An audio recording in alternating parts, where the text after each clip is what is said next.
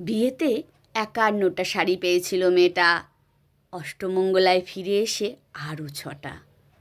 এত শাড়ি একসঙ্গে সে জীবনে দেখেনি। আলমারির প্রথম থাকে রাখল সব নীল শাড়িদের।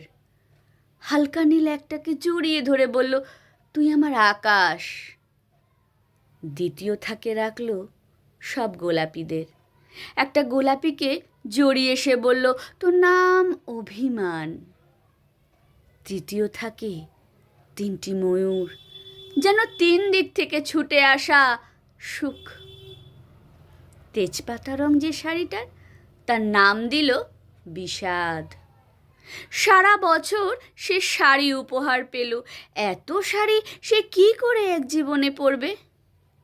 কিন্তু বছর যেতে না যেতেই ঘটে গেল সেই ঘটনা। সন্ধ্যের মুখে মেয়েটি বেরিয়েছিল স্বামীর সঙ্গে চাইনিজ খেতে। কাপড়ে মুখ বাঁধা ৩টি ছেলে এসে দাঁড়ালো। স্বামীর তল পেটে ঢুকে গেল ১২ ইঞ্চি। ওপর থেকে নিচে, নিচে নেমে ডান দিকে যাকে বলে এল। পড়ে রইল খাবার। চিলি ফিশ থেকে তখনও ধোয়া উঠছে।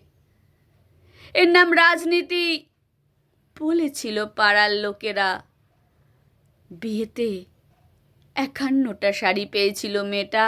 অষ্টমঙ্গলায় ফিরে এসে আরও ৬টা।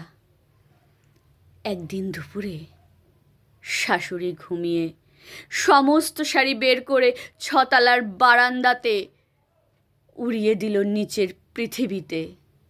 শাশুড়ি পরিয়ে দিয়েছে তাকে সাদা থান। ১৯ বছরের একটি মেয়ে, সে একা। কিন্তু সেই থানটাও এক ঝটকায় খুলে নিল ৩ জন। পাড়ার মোড়ে একটি সদ্য নগ্ন বিধবা মেয়ে দৌড়াচ্ছে আর চিৎকার করছে, বাঁচাও। পেছনে ৩ জন। সে কি উল্লাস!